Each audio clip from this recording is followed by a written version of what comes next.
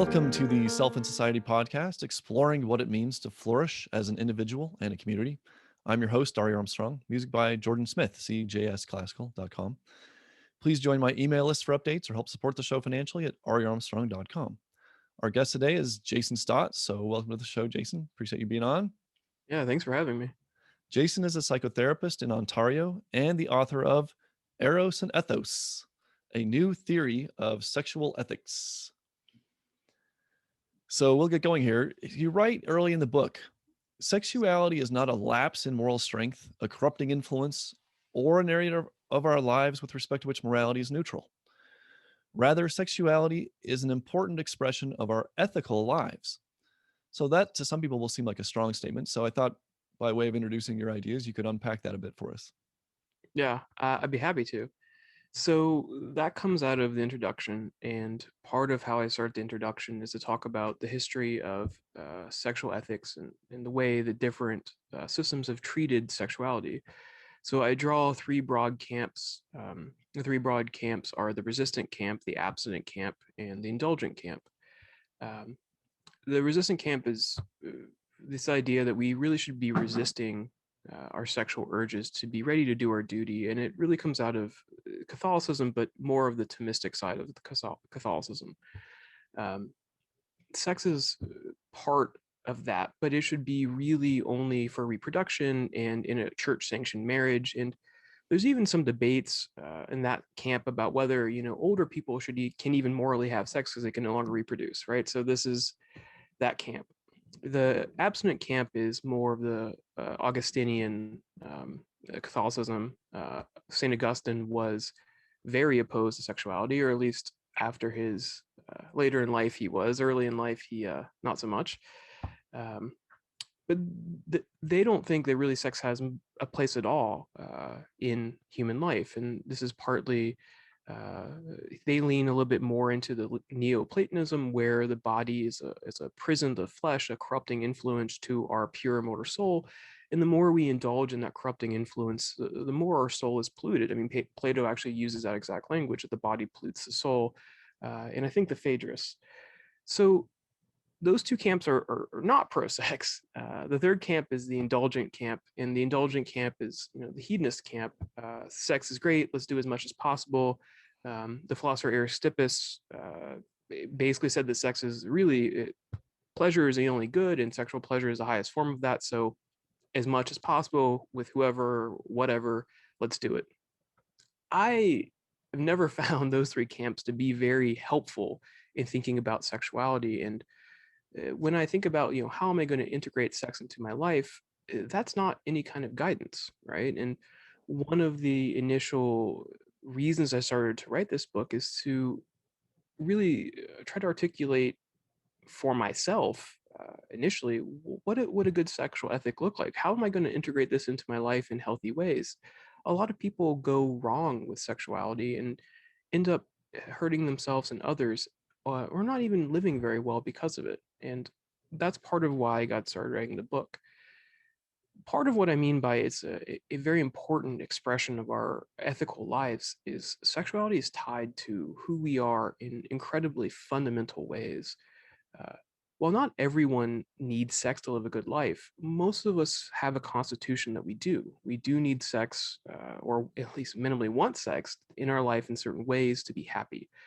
So that's the one tie-in. But sex is also an expression of our deeply held ethical beliefs. So sex is what I call most elements of sex tie into our sentimental nature. So our sentiments are, so you can think of the human mind as having sort of thinking elements and feeling elements, and our sentiments encompass everything from simple affect, to feeling like your heart race, feeling butterflies in your stomach, to emotions like hatred and love, to slightly broader things I call existential emotions, and even to sense of life or existential orientation. And our sexual arousal and desire tie sexual arousal and sexual desire are sentimental responses, and they respond to our values and beliefs, especially the ones that we have deeply internalized. Those values and beliefs are the product for nearly everyone of philosophy, whether we do that on purpose or we just internalize the beliefs in our culture uh, very passively. And so when I say sexuality is a manifestation of our ethical lives, I mean it quite literally. We literally respond through our ethical framework to sex, and it will shape what we desire and how we think of sex and how we view it, all the way down.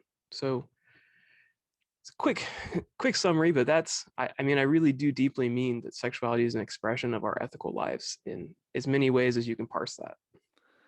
Okay. I wanted to pick up on a couple of details that you were getting into. First is on the religion.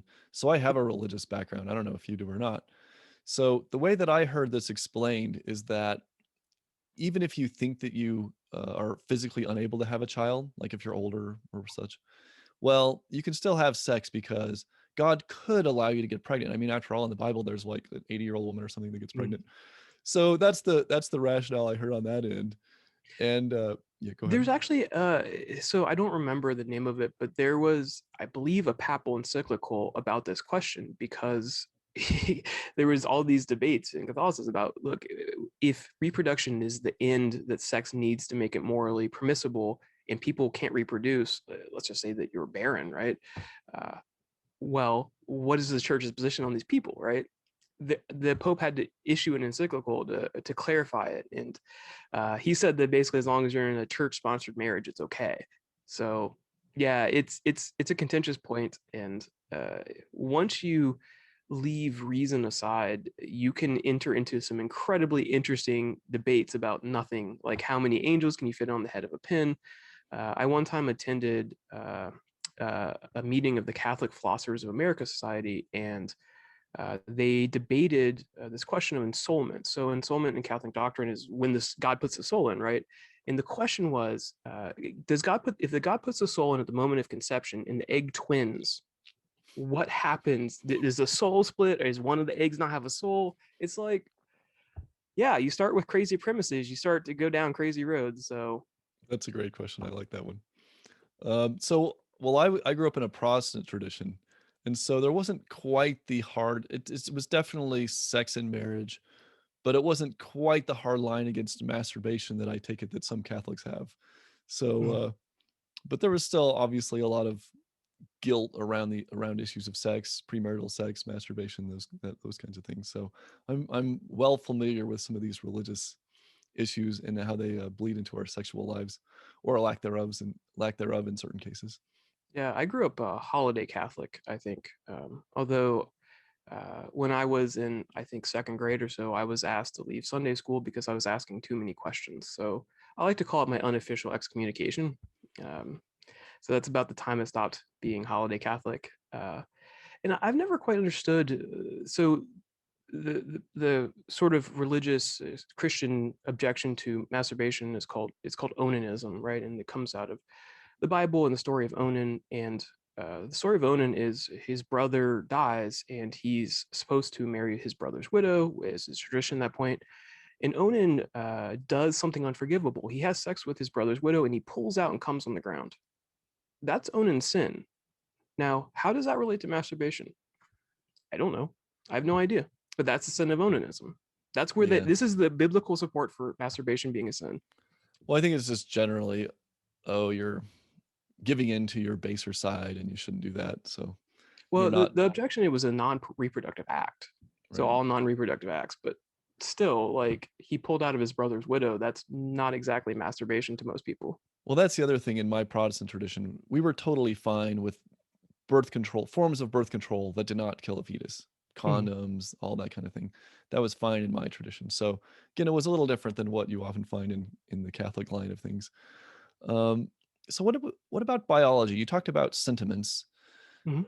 There is at root some basic biological stuff going on. I mean, basically, sex is for biologically came about primarily for reproductive reasons. So, Mhm. how do you relate the biology of sex to your previous points? It's a good question. So our species is a little unique in terms of our sexual proclivities. So there are many species. I'm thinking of like some forms of insects that mate once, and one of the partners dies, and the reproduction, the new ones come along. There are many species where they have sex once every couple of years, the reproduction happens. Our species has sex a lot, and very few of those times are for reproduction. I think I've heard a statistic that it's like 1 in 6,000 reproductive acts actually result in live birth. It's not, if it's for reproduction in sort of this strong sense, biology has done a bad job, right? If the function is reproduction, like you wouldn't expect it to be 1 in 6,000 sex acts per live birth. There's a strong element of pleasure in sex, and most people, it just as a matter of fact, pursue sex for the pleasure of it. And there's even, I mean, so there's, if the function of sex, if the only function of sex is reproduction, then you have a lot of explaining to do. For example, why does the clitoris exist? Right? Like, what is that thing for? It's very hard to understand if the function is reproduction because it doesn't in any way factor into reproduction. That's complicated. The glans penis has the coronal ridge. Why is that there if it's for reproduction, right? So there's some evidence that the function of the coronal ridge of the glans penis is to displace semen. Well, why would that be there if the function of the penis is just to inseminate and be for reproduction? That doesn't make any sense. Why are there seminal crypts in the cervical mucus? That doesn't make any sense if it's merely for reproduction. There's a ton of biological facts you need to start explaining away if you take this tack that the function of sex is reproduction. Our biology actually doesn't support that theory. Our biology, I mean, obviously, one of the functions of sex is reproduction. I mean, no one would deny that. It's one of the things that can happen. And most of us take measures to prevent that if we don't want children or don't want them presently, right? But this idea that there is a unitary function of sex really comes out of the Catholic tradition in Thomas, right? Thomas Aquinas, that was one of the arguments that this is the unitary function of sex. This is what God intended sex to be for reproduction. And so any non-reproductive act is sin, right? Because it's going against God's will.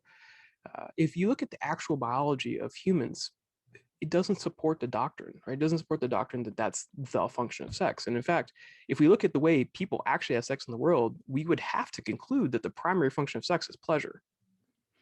And one little factoid from your book is that we tend to have sex, humans, much longer than other primates. I don't remember the details, but I thought that was pretty interesting.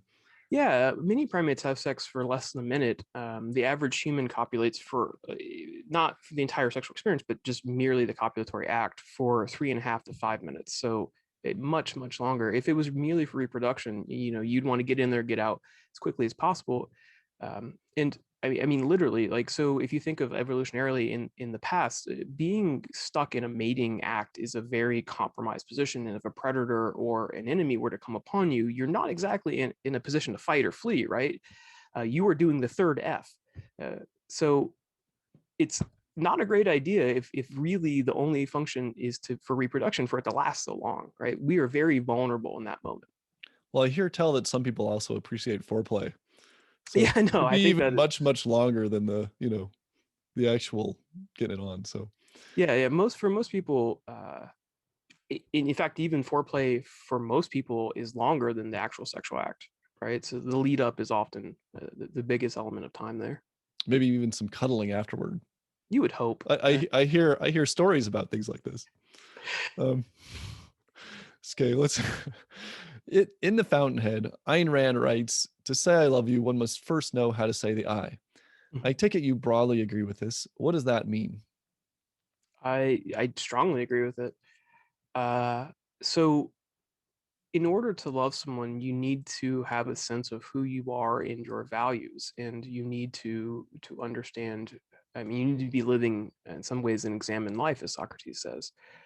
Uh, when we don't know who we are or what we value, we're going to enter into relationships that are not going to be very good. And I guess an even stronger point is that we won't be able to actually experience love. So there's an entire chapter in my book about love, but let me say just real briefly, if love is a response to values, and I argue that it is at length, if we don't have a clear sense of ourselves and our values, we literally can't experience love. I don't want to argue that we don't have any related feelings. So we might feel sexual arousal, We might feel infatuation. We might feel something that might be proto-love, but I would want to reserve the word love for something richer and deeper, and not that would be impossible without understanding it in terms of our value responses um, and all these things. And I mean, in the book, I argue that, true love as we want to understand the rich sense, involves a lot of different elements that people don't necessarily always associate it with. One of the elements I talk about the co-internalization of values. So when you have deep, rich erotic love for someone, you not only value them as you might value a friend. So like I value John as a friend, but I value my wife, and I also incorporate her ends, her values as my ends. So our goals and our life projects should align. And when things go well for her, things go well for me, for that reason. Um, so there's a lot of depth to what it is to be, for love, and I think that Ayn Rand is right about that, and I strongly think she's right about that. So do you think this is a fair way to summarize it? If you have if you have a strong sense of self and a good sense of your values and what's important to you, you will, in the right context, naturally incorporate the interests of other people, friends, and your romantic partner as part of your value package, let's say. Yeah, and love is slightly more complicated. So if we talk merely about our sort of explicit, and even implicit values, we won't really understand love. And I mean, I hear people sometimes say, I'm trying to find friends and we share all these values, but I don't like the guy. There's more to human experiences, than just do we share values. I mean, so our existential orientation, our personality, our hobbies, there's a lot that goes into making a person. And if those things don't align well, the relationship is probably not going to work very well, or friendship, or whatever it is. It's more than just, our explicit or implicit values. Okay. So you touched on this point previously, but I want to focus on it because I think it's really underappreciated. And that is the way that our emotions are not primary. And I was recently reading some commentary on David Hume. And Mhm. so I've been thinking about this. But our emotions are not primaries, they're not built into us biologically. The capacity is, but the particular emotional responses are not. They're in a fundamental way arising from or dependent on our judgments. So I thought maybe you could go into that in a little bit more detail because I just think a lot of people miss that point or don't understand its importance. Yeah. So it's a really interesting topic, and the topic in some ways starts 2,500 years ago with Aristotle. So one of Aristotle's insights, and he didn't really develop a theory of emotions, but Aristotle talks about anger, in he talks about we can go wrong with anger. We can have it into the wrong degree, to the wrong person, in the wrong way. Um, and he starts to articulate this theory that our emotions are responses to our beliefs in some ways. And it's not that well elaborated in Aristotle. The Stoics, just a little bit, later than Aristotle, really took this idea. I legitimately don't know if they got it from Aristotle or not, but the Stoics did a much better job developing this idea, that our emotions are responses to our beliefs, and it's one of the strongest elements that unites the Stoics.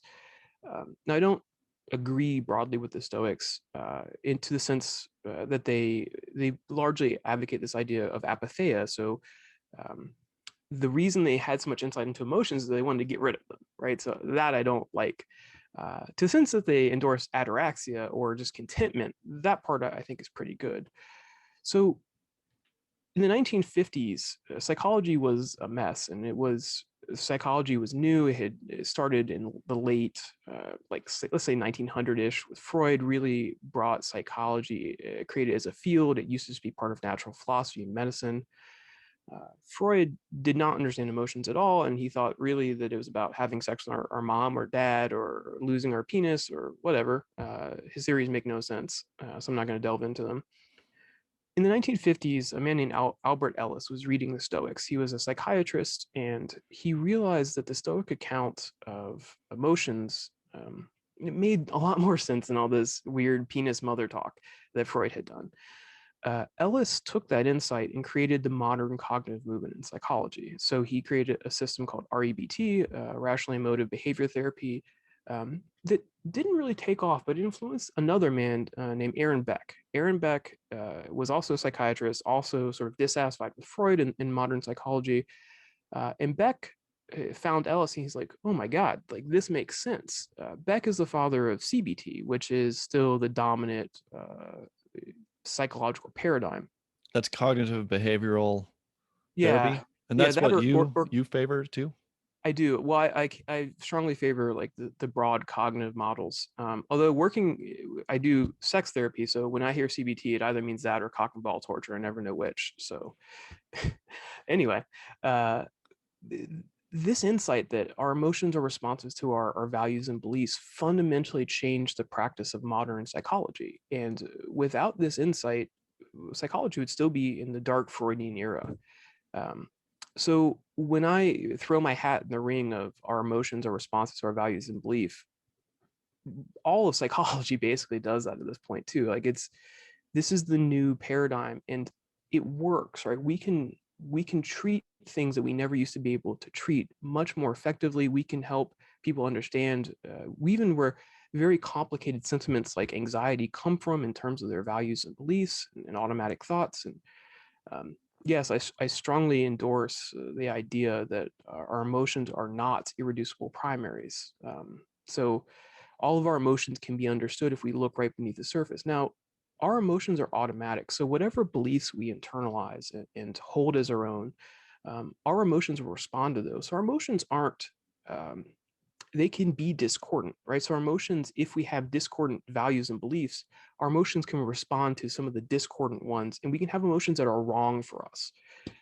Our emotions aren't rational or irrational. Our emotions proceed inexorably from the premises we hold, right? So there aren't good and bad emotions per se. Our emotions are our way of experiencing the reality of our value judgments, for better or worse. Okay, so there seems to be. I'm totally on board with what you're saying. That was helpful. At the same time, there seems to be there's definitely something biological going on underneath the surface. For example, I think some people can be more prone, whatever it is, genetically, hormonal imbalances, to depression, Mm. maybe anxiety. Um, but on the other hand, that doesn't overwhelm the point you just made. So how does those sorts of biological underpinnings fit into what you just said? It's a really good question, and it's an incredibly complicated question. Let me give you just a gloss on it because an actual answer would take the rest of the interview. Uh, Basically, our biology. So you're asking about temperament. And temperament is a biological thing that disposes us in certain directions. There's some evidence that, for example, happiness has a set point that people return to for better or worse. So if really good things happen to you, you return to it over time. If really bad things happen to you, you return to it over time. Whatever your temperament sort of calls for. Yeah, so it's basically a disposition towards certain things, but not. It's not fully causal. We can override temperament. We can change temperament. Um, it's a very, very complicated. It's a good question, but very, very complicated. Yes, that our temperamental baseline is going to factor in sort of which ways we lean, but it doesn't change the ways that emotions work, right? So they work one way, even if we sort of are biologically disposed one way or another. Okay. It's a So I really good want to, question, but not an easy one. yeah, no, I hear what you're saying. Which is why, people have jobs in psychology and psychotherapy. Yeah. Yeah. Actually, So, there's an entire area of psychology about temperament and sort of this question. It's an entire research field. So well, let me just ask you this. So you focus on psychotherapy. Are there cases, I assume this would be the case, there are cases where you would just say, look, I'm going to refer you to somebody who's more in tune with the drugs of this, because maybe some particular problem is more a matter of hormones, or maybe your thyroid is mhm. imbalanced or something like that. Versus, I Yes. mean, at some point you can tell, is this something we can work on with cognitively, or is it something that is more biological? Another super complicated question. So broadly, we call that distinction the neurogenic psychogenic distinction. So whether it's the mind caused or brain caused, it is not an easy question. So let's take something like obsessive compulsive disorder. Obsessive compulsive disorder is a malformation in the brain. I don't want to get into like all the details of it, but it leads people to do certain actions.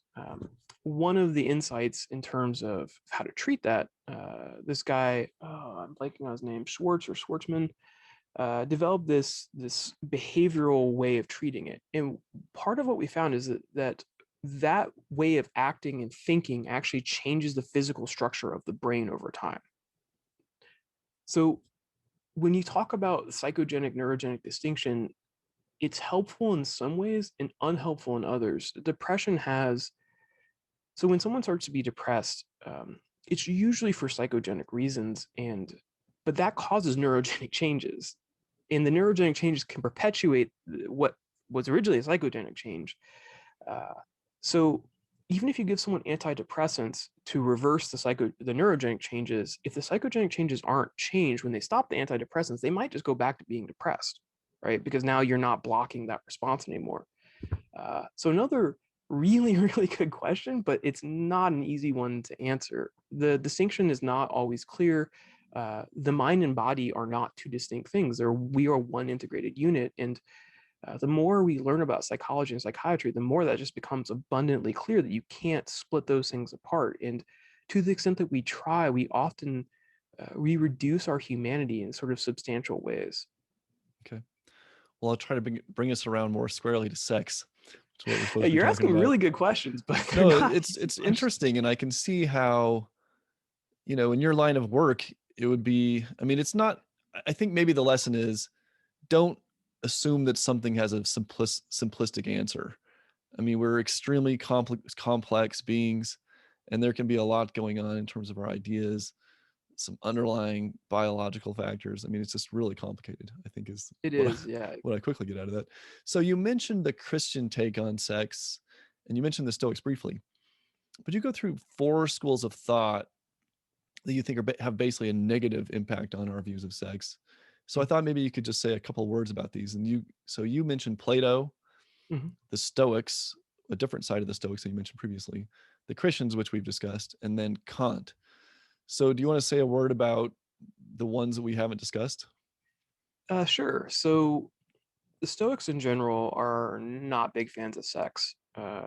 There are different schools of Stoicism, so I'm not going to try to capture everyone, and anyone who's an expert on Stoics is going to know I'm glossing over a bunch. But broadly, the goal of the Stoics is apatheia and a sort of indifference to the external world. Their goal is the cultivation of virtue and internal character dispositions, and no emphasis at all on external achievement, other people, the impacts of things.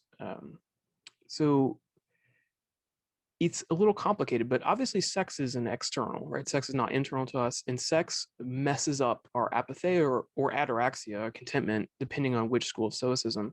Sex is a very strong emotion, and they are not big fans of strong emotions. So broadly speaking, the Stoics weren't big fans of sex.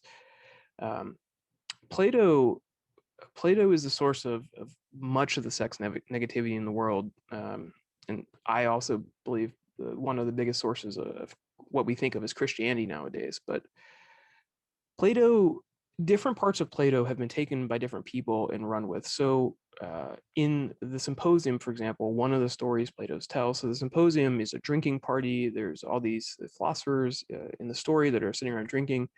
And one of the stories they tell is what's come to be known as platonic love. And this idea is that we start by having love and lust for one beautiful person. But if we're doing it right, we should abstract from one person to many, right? So we start to understand what it means to be a beautiful person, and then start to understand beauty more generally, beautiful art, beautiful customs, beautiful laws, and eventually keep abstracting until we get to the beautiful itself. This is his idea of forms. To the extent that we stay focused on a beautiful person, a particular instantiated person with a body, we're focusing on the wrong things. We're focusing on this prison of the flesh. We're focusing on this corporeal world that's merely an illusion of the real world of the forms. And that's, to him, a very fundamental mistake. So Plato was not a fan of sex. Platonic love is a synonym for sexless love for this reason. That comes out of the Symposium. There's other myths that Plato created. So Plato also created the myth of soulmates. So this is actually a very common conception today. Most people don't know it. It comes from Plato. Plato has this idea, and I think it's in the Phaedrus. The reference in the book, but this idea, he's trying to understand like why we seem to seek out other people and form couples. And so he tells a story, and he realizes this is a myth. So I'm not trying to take him to task for that, but it's a really pernicious and bad myth. But the myth he tells is of the proto-humans, and the proto-humans were these terrible monsters, and they had 4 arms and 4 legs and 2 sets of genitals and 1 head with 2 faces, and they were too powerful. They made an assault on the gods in Mount Olympus, and after they were rebuffed by the gods, Zeus decided to split them each in half. So there were male ones, male female, and female female, and that actually explains the idea of soulmates, right? We actually are literally looking for the other half of our proto-human self. And I mean, it was nice that he included the male, female. Like he was trying to really understand that in some ways, but that never happened. And so when we look for our other half, we're looking for this mythological thing that never existed. That paradigm is incredibly destructive. People often they jump relationship to relationship, like, oh, if this was really my soulmate, like I wouldn't have to work at it, it would be easy, it'd be effortless. Love is real. Love, real relationships are not always easy and effortless. They take hard work. Sometimes they take complicated conversations. Sometimes there's even fights, and that's the real world. Relationships can be a little messy.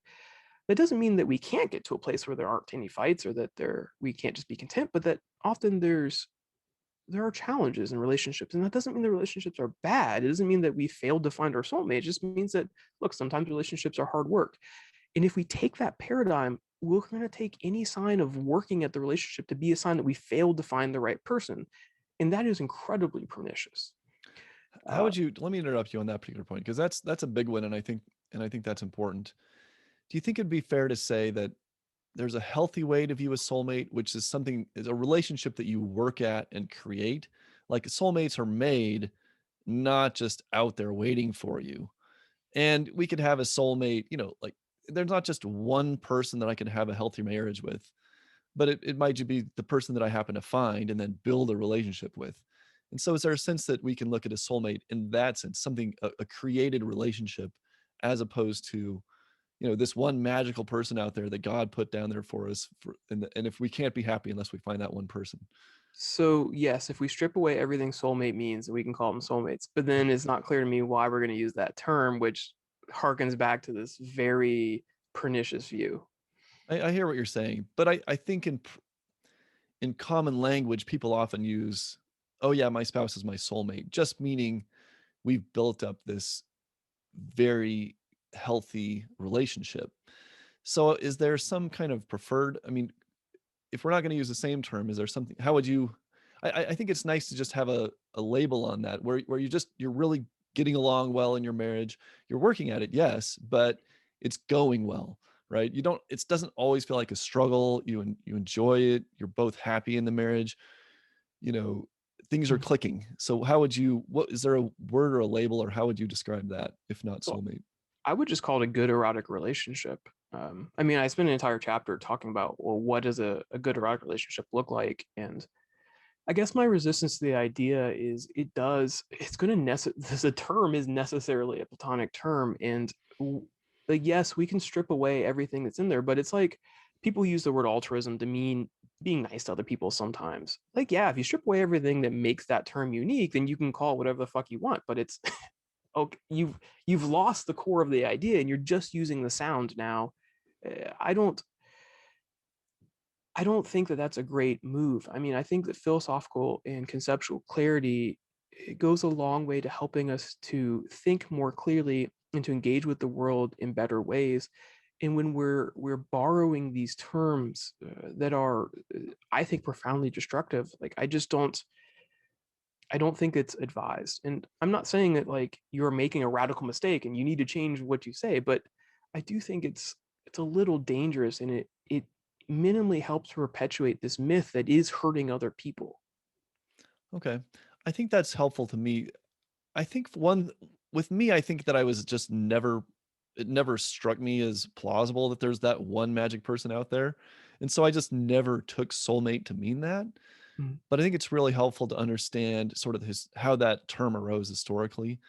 Because I think that I probably was a little was kind of blending these categories myself. And I think probably other people do that to even a greater extent. And I can see how that could be really damaging if you think, oh, I have to work in my marriage. She must not be my soulmate, or he must not be my soulmate because Yeah.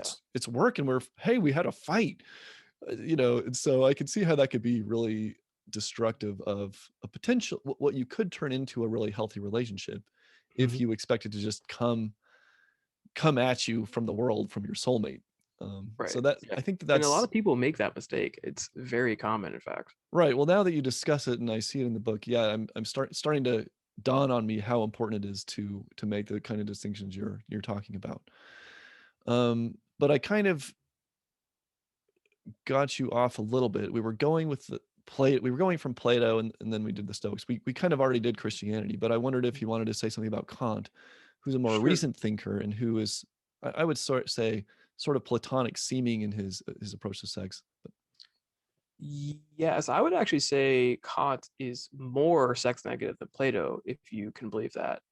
So this is kind of a controversial point, but I agree with Nietzsche that Kant is a couch Christian, and that what Kant did is he tried to just take Christian ethics and secularize them, which didn't really work because he ends up with the idea of perfect duty and heaven needing being necessary to justify all the sacrifice. But we'll leave that aside. Kant thinks that sexuality is absolutely a corruption of human nature. He says that, for example, masturbation is worse than suicide because suicide merely ends your life, whereas masturbation totally corrupts your person. So I guess I don't really feel like I need to say much more than that because he is not pro sex in any way. He has a very complicated view of sex, and it's almost entirely negative. So yeah, I mean, not he was not a fan of sex. yeah, it'd be interesting to. I wonder how modern Christianity has also been influenced by the Kantian line of things. It seems to be more today's Christianity, in terms of sex at least, tends to be more Platonic.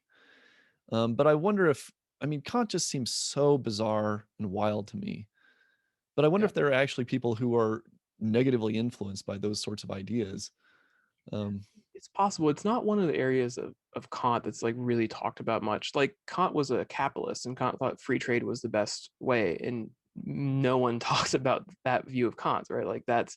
I mean, I realize there are some people who talk about it, but in general, Kant scholarship just glosses right over that part of Kantianism. In the sexuality too, I mean, it's just so absurd and wrong that people don't really make much hay out of it. Uh, there's some interesting questions. I mean, Kant was a man who was incredibly rigid in his thinking. He was incredibly rigid in his life. He would take a walk at the exact same time every day. The story, apocryphal or not, is that you could set your clocks by Kant's walks because he would walk the same route at the same time, at the same pace every day. He may or may never have left the small town in Germany in which he was born, Königsberg. Uh, who knows if he ever had sex? And I'm not sure he's the best source of sexual information. I don't know to what extent he influenced modern religious views. And I mean, in there's a real sense in which they're working from the same premises, the same Platonic premises that sex is necessarily a corrupting influence. It taints the soul, that it traps us in the prison of the flesh. So I mean, I think if anything, he just purified the abstinent camp's view, the Augustinian view. Uh, I think Kant basically runs with that. I mean, I think Kant would basically agree with Augustine's view of sex. okay, yeah, that makes sense. So we've made this point, but I just want to hit this again because this is another important one. You, I think a lot of people view sexual repression, which can be just feeling guilty about it all the way to abstinence, as at the opposite end of a spectrum as sexual hedonism. Mhm, And so they say, and so a lot of people are thinking, well, you can go to one or the other, or you can be kind of in the middle. And you're suggesting that that's the wrong way to look at it. It's not like that's the spectrum we're on. mhm. And so is it fair to say that your alternative is something like value centered, healthy eroticism, something like that? I mean, is that how you would? But it's not like you're on that spectrum. You're though it's those are both bad and both sort of variants of each other in a certain way, and that they're not taking sex seriously as we should. Mhm. And there's something totally different from both of those things that you're wanting us to point to. Is that how you would put it? I would, yeah. So the spectrum I would put them on is the dualistic spectrum. And I would say that the resistant and abstinent camp are on the dualist spectrum, but they favor the soul, and hedonism is on the dualistic spectrum and favors the body. I think dualism is wrong, so I'm not on that spectrum in any way. My approach is really different. My approach is to think about, look, if we want to live a good and rich, happy human life, we're going to need to cultivate certain aspects of our character, certain virtues. We're going to need to think about our values and to be clear about our paths, set like a central purpose in life. For most of us, our constitutions are such that sex is going to be a valuable part of our lives. And without it, most of us could not be happy. No, not everyone. I mean, certain people are constituted such that they don't need this. So those people are going to not fall under this. Most of us, the vast majority, need some kind of sexuality in our lives. And my goal is to get people to think critically about the ways in which they integrate it. Are the ways that they integrate sex, are they pro-life? Are they anti-life? Uh, are they integrating sex into their life in healthy ways? Are they cultivating good dispositions or bad ones? Are they being kind and fair to their partners? Are they always seeking enthusiastic consent if possible? Are they open-minded? Are they cultivating a sexual character that is good or not? And these are important questions that a lot of people just don't ask, because the history of sexuality, the sexual ethics in particular, has not encouraged these questions. It says either resist it in these various ways or just go hog wild, but not let's have these sort of interesting and nuanced conversations about what does it mean to integrate sex and sexuality into a good human life. And that's the goal of what I want to do. And whether or not I succeed in doing it in my book, and I hope that I do, but I want to change the conversation to that conversation. Let's leave dualism behind. Let's just forget about that. It's nonsense. It comes from these weird metaphysical positions. That's not what we are. We are integrated beings. So let's talk about, for most of us, if we want to integrate this into our lives, what is that going to look like? That's the conversation I think we should be having. Well, that's what I like about your approach, is that you want to make it something that we positively think about ethically, because I think a lot of people think it's either something you have a lot of guilt over, Mhm. or you just don't even think about it. Like it's out there, but it's not something you think about formally in terms of your ethical life. So I like the fact that you're bringing it front and center in terms of leading a good life. What does it mean to be a moral person, and bringing that into it? So I think that that's really helpful and better than what most people out there are doing.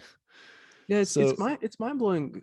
So one of the things that strikes me just so strange is that, as I say, for most of us, sex is very important, and ethics has just not done a good job of accounting for this fundamental part of human nature. I mean, if you look at sexual ethics, that term means like, let's talk about abortion. Like, how is that for most people? Most people, one, are probably not going to have an abortion in life, and two, it's not going to be the defining thing of their life.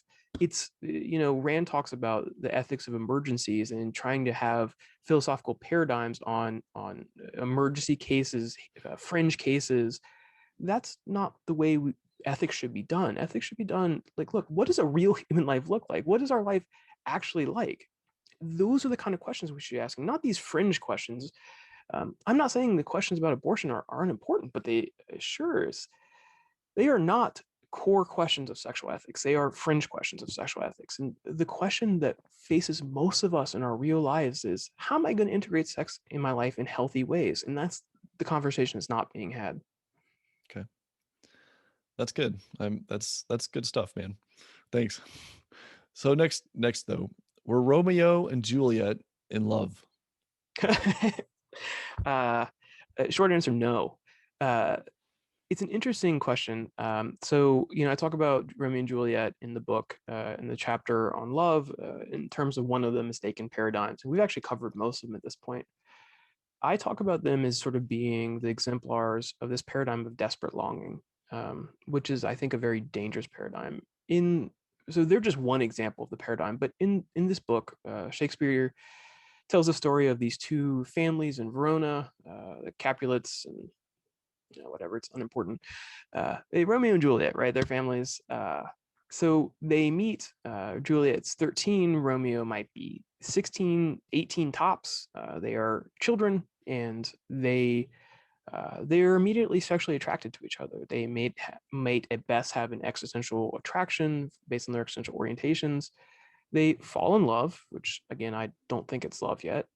They make a series of really terrible choices, and they both commit suicide.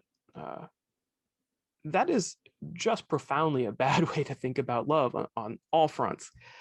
I also, I don't think it's love. I think that our sort of sentimental reactions, including sexual attraction, is the starting point, right? So when I see someone, let's say I'm single in a bar and I'm like, oh, she's very attractive, that's not love at first sight. That is, I want to find out more about her. I mean, we used to call this limerence, or and some people call it like new relationship energy, but this is excitement to get to know someone and find out about them and connect with them. That's a very valuable and fun time, but it's not yet love, right? Love is more stable. Love is integrating people into our lives, creating a shared life together, sharing experiences, integrating our values. Love takes work, and that initial reaction might be the first couple steps on the path to love, but it's not yet love. And so holding these two suicidal teenagers up as the paradigm of love is a fundamental misunderstanding on my view. Would you also relate that idea to sort of this medieval view that you can long for this woman at a distance or love someone even if it's unrequited for years on end? Is that sort of the same in the same category? It's very similar, but it's also, and I don't in any way talk about this in my book, it's why I don't use the term romantic love, because I didn't want to tie into the romantic tradition of the Middle Ages of like courtly love and longing and unrequited love. I didn't want to tie into that tradition, and it's actually why I use the term erotic love. The book doesn't mention that anywhere, but that's why. Okay. Yeah, I didn't pick up on that. So this is a little bit complicated, so you can punt if you want. But you mentioned something you call the triaxial scale of gender orientation. Yeah. Now that's a lot, but I'm wondering if you want to try to briefly summarize what you're getting at with that. So it's a good question. It is a complicated question. So people often think that sexual orientation is binary. You are either straight or gay. So that was the sort of original view. Then we opened up like, well, some people are attracted to both. It may be a transitional state, but let's call those, I don't know, bisexuals. So now we got three. That doesn't really track the reality of human sexual experience. There are things such as contextual homosexuality. So what contextual homosexuality is you're in a certain context, like a prison, a boarding school, whatever, and you engage in sexual interactions that are wrong for your orientation. And then once you leave the context, you never do again, right? So how are we going to classify those people? Let's sweep them under the rug. What about people who are straight, but sometimes they see, let's say it's a straight man, and he sees another man, he's like, oh yeah, but he doesn't ever act on it. Is that a perfect heterosexual? Sweep that under the rug. What about people who are attracted to both but lean heavily to one sex or the other? Let's sweep that under the rug. So it gets really complicated. And part of what I'm responding to, so Alfred Kinsey in the 1950s saw those complications got swept under the rug. He's like, well, let's not sweep those under the rug. Let's try to figure out if we can capture them. So Kinsey has a scale from 0 to 6, where 0 is a perfect heterosexual and 6 is a perfect homosexual, and 3 is in the dead center, so 3 is a perfect bi. That scale does a much better job of capturing the reality of human sexual attraction and desire. There are many, many people who are 1s and 5s who they're probably going to spend their entire life looking like a perfect heterosexual, perfect homosexual, but they're going to sometimes have desires, or maybe they're watching porn and they look at the wrong sex, but they kind of like it, but that's all they ever do, right? And Kinsey wanted to capture that, and Kinsey did a really good job creating a scale that does. So part of the impetus for the Traxel scale was to try to capture a little more than Kinsey did, right? So that's why there's 3 axes instead of just the 2. Um, the goal is to try to better capture the reality of human sexual experience. And I don't want to say the scale is perfect, like I'm not sure it is, but the goal is to more accurately look out at the world and see what is going on out there, and look at the world itself and not our theoretical constructs. When we see the world through merely our theoretical constructs, we're going to miss a lot of reality, and we're going to try to pigeonhole the things we see into these boxes, and they're not really going to fit, and people are going to try to fit themselves into these boxes they don't really fit, and it's going to cause a ton of complications. It's going to cause people to live worse lives than they might otherwise. I mean, even biology is more complicated than people think. I mean, people talk about you're either male or female, you're either XX or XY, and that is not accurate medically, right? So there are XXXs, there are XXYs, XYY, there are people who are XY who look like an XX, right? So an XY would usually be a male, but because of an androgen insensitivity, they never get masculinized, so they actually are a perfect female. Um, the reality of this is so much more complicated than people try to gloss over. And so when we use these theoretical constructs to look at the world, we're going to try to pigeonhole everyone into these boxes that may not match reality. One of my goals, whether I've achieved it or not, has always been to look at the world for what it is and try to understand it on its own terms first before I use any kind of theoretical constructs. And that was the goal of the Traxel scale. Okay, so one reason it's so interesting is to see the cultural shifts. Mhm. So younger people, the idea that there's gay marriage is like, yeah, duh, of course. Right. But me growing up, being born in the 70s, this was a huge cultural shift over the course of my lifespan. And Mhm. it seemed, of course, there was a whole lot of activism and legal work going up to this. But then I can't remember the exact year, but it wasn't that long ago, right? The Supreme Court legalized nationwide gay Mhm. marriage. That was a huge sudden shift. Again, there was decades of activism and legal work leading up to this, but it was still something that I could see within my lifetime. So it seemed to go from everybody who's not perfectly heterosexual or is sort of bad or suspect or out. Mhm. And then there was a shift in my life where, okay, gay people, okay, we can see, okay, there's heterosexual and homosexual now. Mhm. But now it seems to me that there's a secondary shift or development where we're saying, okay, even saying we can't even fit everybody into the heterosexual homosexual camp. There's something a little bit more complicated going on. And that seems to be what you're getting at here. And it seems to be what generally is the trend in the culture in terms of looking at the world and people's sexual lives. Yeah. So I think you're right. And, a lot of these things, although the cultural change happened recently, rely on events, people putting themselves out there like Kinsey. Kinsey was in the 50s and he changed the conversations around sexuality. The Stonewall riots, where gay people were like, listen, maybe we don't want to be beat up anymore. That was a major turning point for getting these issues out into the news. So many things happened. And I think you're right that we are becoming more open and accepting of people who are not living the same lives we are, who fall outside of the normal distribution. And I mean normal just as a purely statistical term with no moral baggage on it. Um, because people, so the normal human in merely statistical terms is heterosexual. Probably not a Kinsey zero, though, right? There's probably a lot of them that are Kinsey ones, but they're heterosexual and they're going to live those lives. And as we start to think more about the nuanced reality of human expression, so let's say that I'm a heterosexual man. Let's say that my attraction to women is like 5 out of 6. I'm really attracted to women.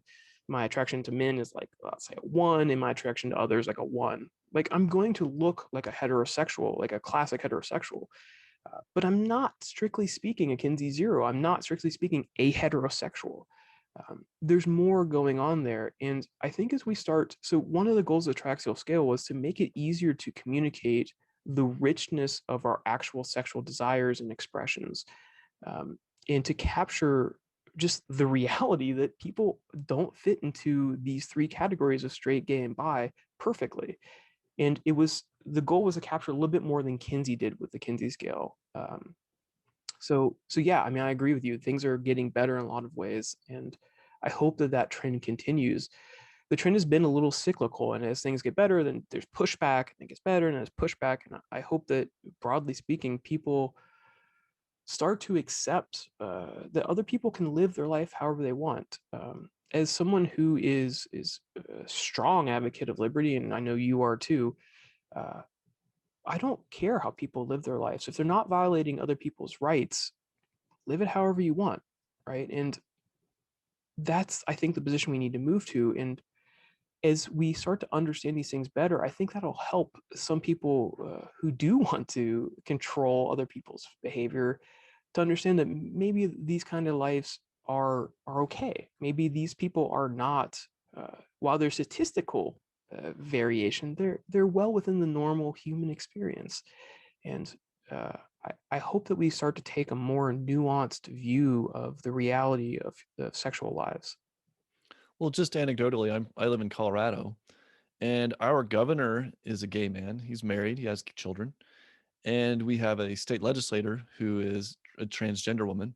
Mm. And what surprised me, there was some politics, there was some attacks on their gender orientation, but it wasn't much, right? It wasn't really a big deal. They were basically just running on the issues. Here's my political platform. And people were basically evaluating them based on their political ideas. And I thought that was, it just struck me. It's like, wow, that's interesting. That really shows a big cultural shift, certainly within my lifetime. Mhm. So, Which is, I think, the right way. I mean, I'm also opposed to the view that like our sexual orientation should dominate our identity. Like, I don't think that's the right view either. Like, these are politicians. It doesn't matter if they're straight or trans or queer or whatever. Do they have good political views? That's really the only question voters should be asking. right, good. Okay. So I thought we would shift a bit into some more advice type of questions. Okay. So we are still in the middle of a once in a century pandemic, which has caused a lot of shifts in the way people live, a Mhm. lot of isolation. And I'm wondering if you're seeing this manifest in your work in terms of creating problems for people's relationships or actually improving people's relationships in certain ways. So I haven't seen it impact relationships a ton.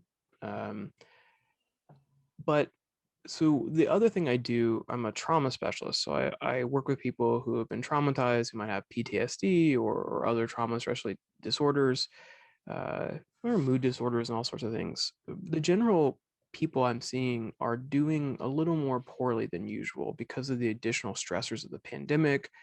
Many people's financial lives are very much up in the air. Many people don't have stable employment right now, or sometimes even stable housing. And these additional stressors, or even just the pandemic itself, is causing mental health to decline in sort of marked ways. And people are not coping very well with that. Um, so yeah, it's been hard for everyone. Some people's relationships have actually been improved because part of what they need to do is spend some more time together. And now they can't do anything but that, right? So some people's relationships have gotten better. I think more of what I'm seeing is that it's hurting people whose relationships maybe weren't super well grounded initially, who maybe they didn't have as much of a connection as they thought they had. So they, maybe let's say they got together young, they were really sexually attracted to each other. The relationship was adequate, but as they start to get a little older and maybe the sex is fading a little bit and our bodies change as we get older and gravity and aging take its toll on us, some of the attraction to each other starts to fade. And if your relationship is grounded entirely in your sexual attraction, you have a very precarious foundation for your relationship. And part of what we're seeing is people are starting to realize that their relationship foundation is not what they thought it was. Their relationship is not as strong or based in these sort of fundamental things. And so that's come to light in a way that I think a lot of people never really realized before, and that's causing some conflict, and it's causing my caseload to increase. So Well, I've been really fortunate. We're stable financially in a stable marriage, but somebody going through, getting fired or going even worse, going through a divorce or a serious breakup during this time, I really sympathize with those people because that'd be a rough one during this period, especially. Not that for it's sure. never, I mean, it's always rough, but especially now it'd be just really challenging. Yeah, and I think that even with people in a really good relationship, if you are locked in with each other and you can't go anywhere, there's going to be some tension just because you're constantly with each other. You're not talking to other humans or doing other things really besides seeing each other. And I think that's normal. And a healthy relationship is going to be able to get through that pretty easily. You might be a fight here or there, a couple harsh words, and you're like, I'm sorry, I was just a little, this whole pandemic thing, we're in a weird world, and, it's not a big deal. It's when there's not really that strong foundation, that's when people start to get in trouble. And often people don't even realize that they should have a foundation to their relationship just besides their attraction to each other. So those are the people who are in danger, whether or not they realize it yet. Well, maybe as a silver lining, as people have more time sitting at home, they could read your book and try to, try to seriously think through some of these major aspects of their life and see if they can make some shifts in a better direction. So I want to talk about basically a marriage where there's basically two basically good people, Hmm. but maybe there's just a compatibility issue. And is there any generalizations you can take, or is it too marriage specific as to, well, is this something we can push through and work on and create a stronger relationship, or are we just too incompatible and we need to cut ties and go our separate ways? And it's not like you're a bad person, I'm a bad person. It's just this isn't working and we're not meant for each other, or we're not compatible and it's sufficiently compatible to make this work. How do you know the difference when you should work for it and when you should move on? It's a really good question. Hard question. You're good at those. Uh, so it depends on how fundamental the incompatibility is. And if it's in a fundamental human need, so let's say that you have a relationship that's otherwise perfect, but there's a sexual incompatibility where one person has very strong kinks and more or less needs them to be sexually satisfied, and the other person just refuses to participate. That relationship, if they don't separate or come to an agreement about opening the relationship, is probably going to fail due to cheating. Uh, the odds are against it. Part of one of the things that I want people often talk about relationships as monogamy as a standard. And monogamy is great if it's a purposeful choice that you've entered into with a partner and you want to only have sex with each other and have all of your emotional needs be met by one person. I think that's a great choice that people can make for it. But unfortunately, most people don't make that choice. They default into monogamy, whether or not they are naturally monogamous. And those people who don't know this about themselves often end up being unsatisfied because they aren't getting this need met that they may not even realize they have. And those people often end up cheating on their partners and they can't really understand why. And part of it is that they've defaulted into monogamy. And again, there's nothing wrong at all with monogamy if it's a purposeful choice that people have made for their relationship. But people often don't even ask these questions of should we be monogamous? What are your kinks? What are your proclivities? People don't have these conversations, and these are conversations that should be had early in a relationship. Um, what's going to happen if my desire dries up because I'm in a really hard period at work? Is that going to be okay if it's a couple months or even a year? Or are you going to leave me or cheat? Do you at least share my kinks or find them acceptable? Could you get into them over time? Or are you repulsed by them? If you are having a disgust reaction to my kinks and I'm never going to get that need met, that relationship's going to have some pretty intense struggles. So to answer your question more directly, it depends on how fundamental the disconnect is, how well they realize what the disconnect is, and whether they can address it. A lot of stuff can be worked through, especially if people are open-minded about the solutions. sometimes, let's say that there's a fundamental incompatibility with kinks. Sometimes opening the relationship is a way to salvage a perfectly good relationship otherwise, and for the person to get their needs met. Or maybe though people will watch pornography together of a certain kind, or maybe they'll just fantasize and role play. There are often solutions to these things, but a lot of people don't even realize what the actual problem is because they're not having these conversations around sex, and the culture doesn't encourage people to talk about sex. So unless they end up with a good therapist who's educated about sexuality, they may not even have that conversation with a therapist, right? And that's very problematic. Most therapists and psychologists have maybe one class on sexuality, and that is wholly inadequate in my view, especially for someone doing relationship work. That's interesting. So you're saying there could be purely sexual incompatibilities that could derail a relationship or that might cause reasonable people to say, look, we can be friends, but we need to look for our romantic lives elsewhere. And Yes. then there's also some non-sexual things, I assume, like one person just really wants a particular job in London and another person doesn't want to leave California or something like that. Mhm. So I'm fortunate I haven't had to deal with these. We've always found, my wife and I have always found ourselves to be fairly compatible. But I'm just trying to envision the realm of things that might cause a couple to say, we either need to work on this in a serious way and figure out how to make this work, or we need to have a serious talk about what our needs and values are. Yeah, generally, sex and money are the two big ones that are going to destroy a relationship if they're not adequately addressed. So, some people are want to save and really work for retirement and invest. Some people just want to spend, including just spending on money, spending themselves into debt on things they don't really need. And if those people get together, that relationship is doomed unless one of them can realize what's going on and change it and have the conversations. It's not going to work. They're always going to be frustrated with each other. And part of the problem is that we don't encourage people to have these hard conversations. Our culture really champions avoidance, especially with men, right? So we don't teach little boys how to access or talk about their feelings. I know, like, I played football in high school, and walk it off, suck it up, tough it up, be a man, come on. And these things all mean don't feel, right? Don't have emotional reactions. And if we can't engage with our emotional lives, we're not going to be able to have these conversations at all. We're going to know we're frustrated or angry, maybe, but we're not having any idea really why.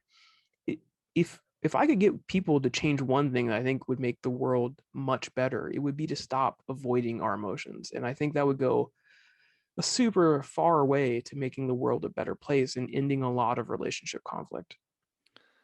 So I have a couple questions about children arising from your recent statements. Mhm. So one, a lot of couples say something like this. Well, if we didn't have kids, we'd get divorced because it's just not working. But we have a kid or two, and so we're going to stay together at least until they're 18 or something.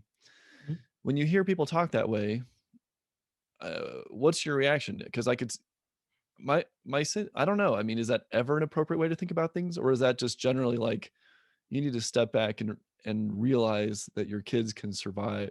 Your kids would be better off with a healthy divorce than an unhealthy marriage. Or how do you look at that kind of approach? Yes, I agree with you. Okay, all right. So, in general, we get our model of relationships from our parents because it's one of the few relationships that we have sort of intimate access to. And if the relationship that we're modeling for our children is acrimonious, which is the worst case scenario, but even loveless and sort of more friendship, we're modeling a relationship that's not going to serve them well in their life. And we're showing them that this is the paradigm. Whether that's our intention or not, that's what we're showing them. I think it's much healthier for children for the parents to have a clean, congenial divorce and for each of them to find other partners that they can love and have good relationships with. Because one, that models to children that we don't need to stay in bad relationships. We don't need to stay in loveless relationships. We can seek our happiness and be justified in seeking our happiness. Uh, and that is very, very valuable to teach them to that their lives don't matter, that they should fundamentally sacrifice themselves and their happiness for someone else, even their children, is to teach a pattern of sacrifice in an unhealthy way of being to their children, and it's going to hurt them across the course of their lives. So yeah, I agree. They should divorce, and they should each seek their own happiness and try to find healthy relationships to model to their children. And if we made that shift as a culture, then there would be a lot less acrimonious divorces, because people wouldn't wait until it was unbearable to leave. And I think that's one of the reasons why we see such acrimonious divorces, is people try to hold out for the kids, and it doesn't usually work, and it usually just gets more and more bitter and entrenched, and then it explodes. And I don't think it's the right thing to model for children. Okay. Darn it, I just had a follow-up and it left me. What was the this goes back to what you were saying before, is what I was gonna say, in that it's really important when you're starting your relationship and building your relationship to not push these problems under the rug, to really have some serious conversations. Mhm. I mean, ideally, you get your relationship in order and then have kids, and not have kids in the middle of a really messy relationship. In fact, I've heard couples, like, they have kids to try to fix their relationship, and it's like, you're Yeah. just asking for trouble at that point. No, get your marriage in shape or your relationship in shape first, and then have kids if possible. I mean, if you have kids already and then you find yourself in trouble, then make the decision then.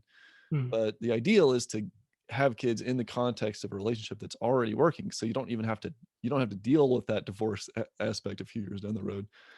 Mhm. Um, Yeah, I agree. And the idea that we should do X to save the marriage, where X is something radical, like have a child or open the relationship, is going to fail. Like, it just basically never works. I mean, I hear people sometimes come to couples counseling and they're like, relationship was on the rocks. We decided to try swinging to spice it up, and it went to shit. It's like, okay, yeah, that's what I would expect would happen. Like, you have to, if you're going to do that kind of stuff, you have to have an incredibly strong relationship with good communication, and it's varsity level sex, and not everyone gets to play at the varsity level.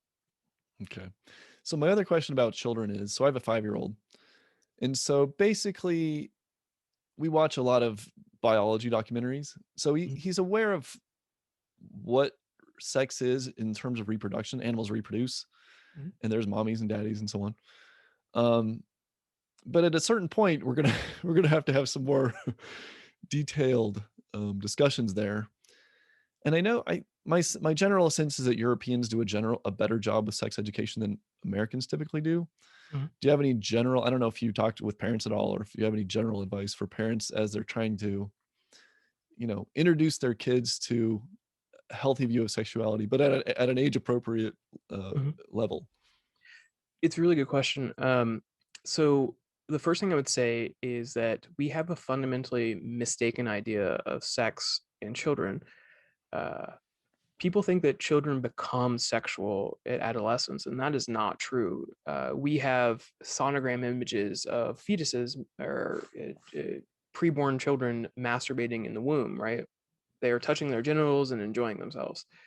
Children, anyone with a toddler knows that if you take off their diaper, they're going to explore their genitals, and they're going to do it for a while, and that is a great time for them.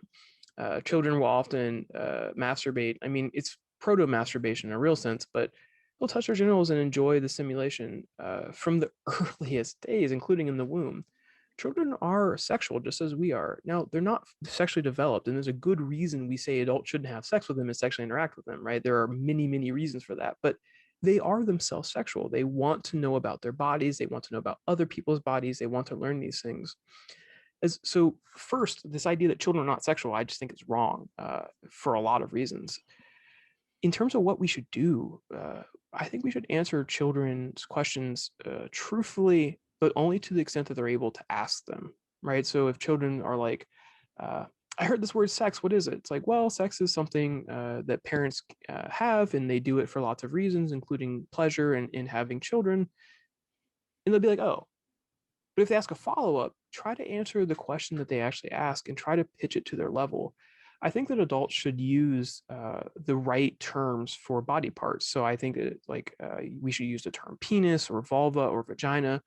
It blows my mind how many adults don't know the difference between a vulva and a vagina. Like, it just is mind blowing. Those are not the same thing at all.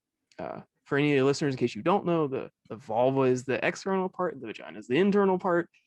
A lot of people don't know that. Actually, a lot of people don't know just basic sexual biology. And basically, no one knows sexual morphology.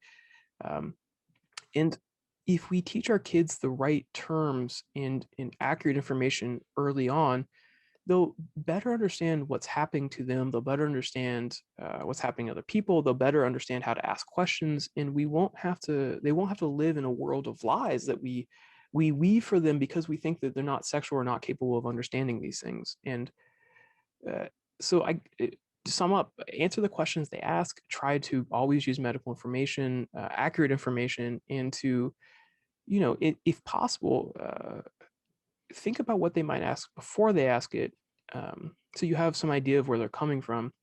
And if we are doing parenting well, which is a very complicated skill, we have created a situation for our children where we've always listened to them and encouraged them to talk to us. And it can be hard to do that. But if we have that way of interacting with them where we're respectful and active and engaged with them, then they will be comfortable to come to us to ask these questions. And sometimes we're going to have to say, I think you're a little too young for that answer. So, Daddy, what's a butt plug? Like, wow. I'm on. It's Say a we'll have toy that that some discussion in adults. 5 years or something. Yeah, it's a toy that adults use. Don't ever ask me again.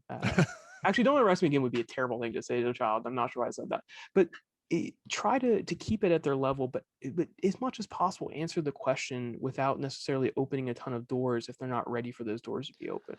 Well, puberty obviously is going to be sort of a next level Yeah, of discussion or something. yeah, a So, big change. um, Well, and I think those conversations should happen prior to puberty happening, right? So if the most people onset puberty, let's say 11 to 13, the conversation should happening around 10. Like, hey, listen, you should expect that things are going to happen in your body real soon. You're going to start growing hairs and around your genitals.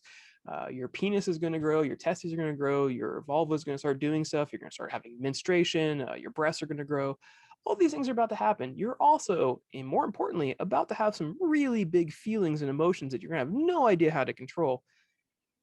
When that happens, come and talk to me and we can sort of work through it. You're going to have to learn a lot of new skills that you haven't had to learn yet in order to incorporate these things into your life in a positive way, which can be hard, even for adults sometimes, for us to integrate our emotions and drives into our lives in positive ways. And it's very much a skill that needs to be taught in practice for it to go well. And we can really help children to get a leg up on these things if we're willing to have these frank and honest conversations with them. well, yeah, we don't really want our kids to be primarily learning about sex with their peers in the bathroom looking at porn mags or whatever. Well, that's the thing. Like, a lot of people do, as a matter of fact, learn about sex from pornography. Pornography is great. I love pornography. I'm not in any way opposed to it, but it is a terrible place to learn about sex. It is performative. It is fantasy. It does not show all the lead up. It doesn't show the fluffers. It doesn't show the people doing the stretching. It doesn't show any of that stuff.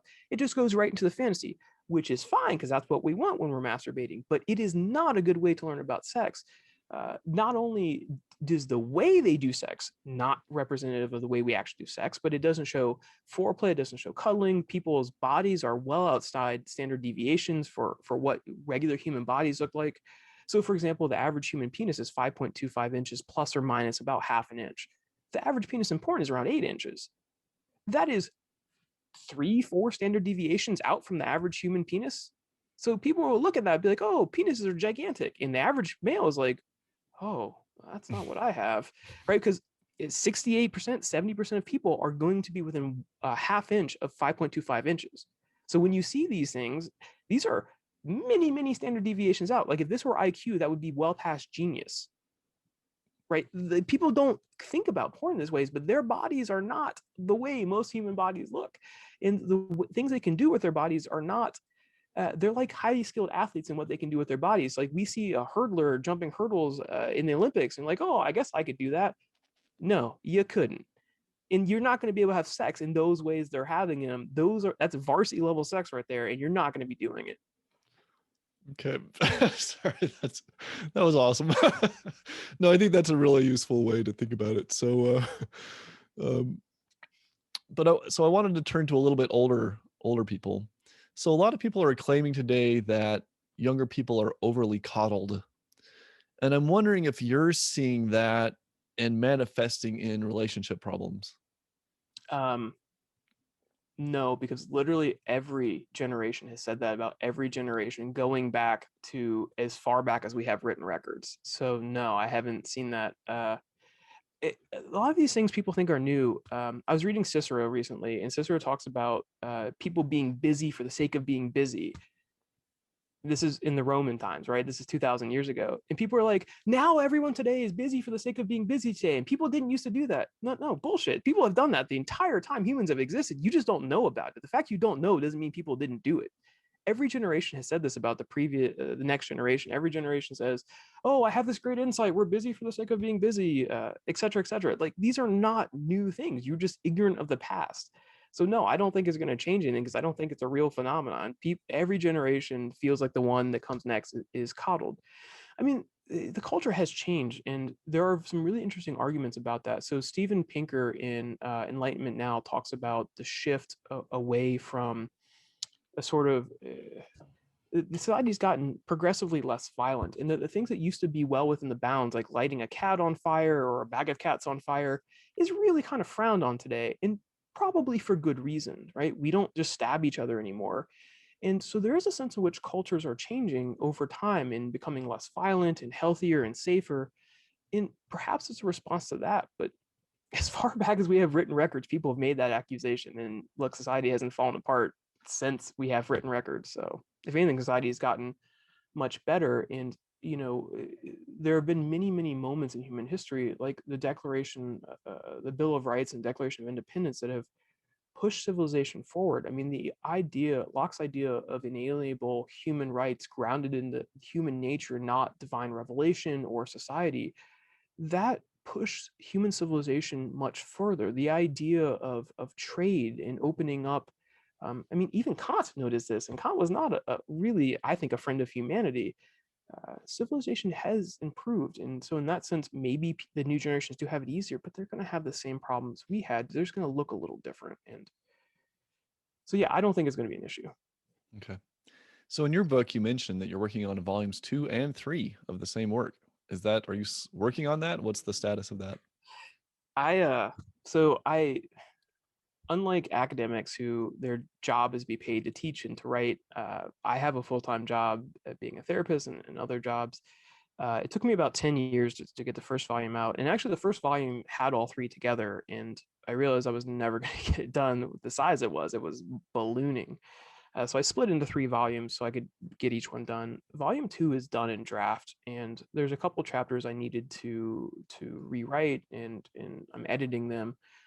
Um, but we do have a toddler now, and there is time constraints. So I'm expecting volume 2 will come out in 2 to 3 years, and volume 3, if I end up doing a volume 3, will be after that. I am not the fastest writer in the world, so it's going to slow me down. And if I had more time, then I could get more done. But life Well, comes at you. between a job and a toddler, yeah, that keeps people busy. Yeah, you got to carve out time where you can. I mean, so when I wrote this book, I wrote it fundamentally in 15 minutes before. If I got to work 15 minutes early, there wasn't traffic, I would sit there and write it. I would write over my lunch break. I would write after work. I would write here and there. And, I never had these sort of broad stretches that some people have. And, just as a thing to other people who might be thinking about writing books or doing big projects, you just need to carve out time. And sometimes it's not perfect. You're not going to always have a perfect opportunity, a whole day to write. And if you set that as your target, you're probably never going to get your project done. If you're willing just to do it as you can and to throw yourself into it in the time you have available, even very large projects are very much achievable to most people.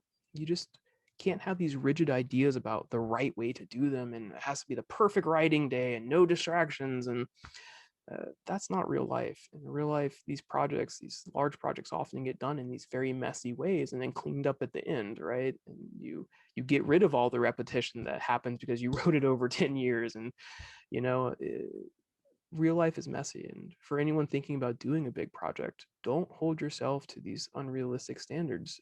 Use what you have, including if that's 10 minutes here or there. And it's hard. That's good advice, yeah, because I'm working on some projects too, and it's hard to get time to do some work like that. Sure is. In your book, you call for a sexual ethics revolution. I do. In brief, how can people participate in that and promote the revolution?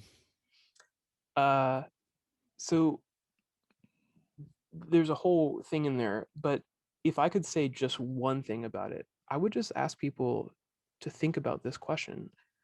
Are the ways in which you're integrating sex into your life healthy? Are they contributing to your happiness? Are you being conscious and focused in the ways that you engage in sexuality, or are you just doing everything that everyone else does because that's kind of the right thing? And some things are in bounds and some things aren't. Why? Well, because that's what society says. I don't think that unreflective way of engaging sexuality isn't going to serve people's lives, and it's not going to lead the culture to change for the better. And if people just made that one change, just to be a little more reflective about the way they're engaging in sexuality and thinking about it, I think that by itself would probably cause the revolution to happen.